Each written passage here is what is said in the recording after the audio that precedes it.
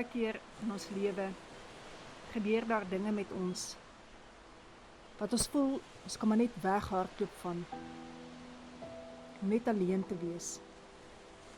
En dan bid ons, Here, wees asseblief met my. Wees by my, Here.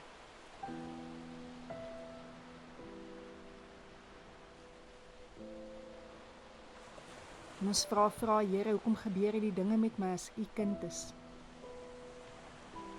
Hoekom werk my lewe nie uit nie? Hoekom word ek so seer gemaak? Ek verstaan dit nie, Here.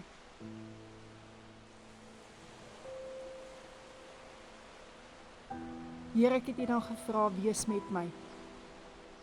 Here, hoekom is daar net een ry spore? Waar is u spore, Here? U moes langs my geloop het.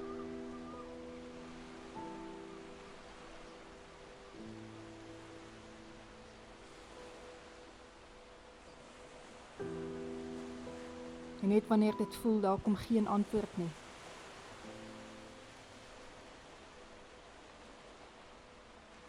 Dan kom die antwoord.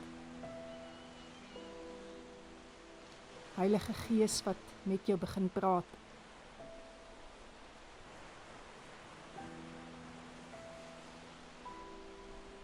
Dankie Jesus vir u bloed. Dankie dat ek kan vergewe met u krag.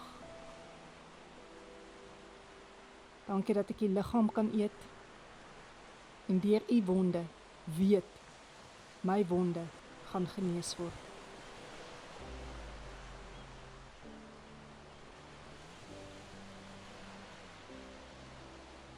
Dit is in sulke tye waar mens weet, dit is net God wat die onmoontlike vir jou kan doen. En dan kom 'n vrede oor jou, vrede wat jy nie kan beskryf nie, vrede wat alle verstand te bowe gaan. En jy los die dinge wat agter jou is. En jy strek jou uit na wat voor is, om daardie roeping te ontvang wat die Here vir jou in gedagte het.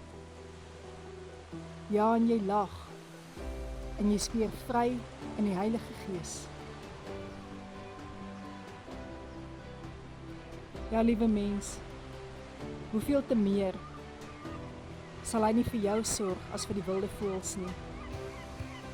As jy gewonder het oor die een ry voetspore, waar was Jesus toe jy vir hom gesê het hy moet met jou wees? Kyk mooi, daar is een ry voetspore, omdat hy jou gedra het.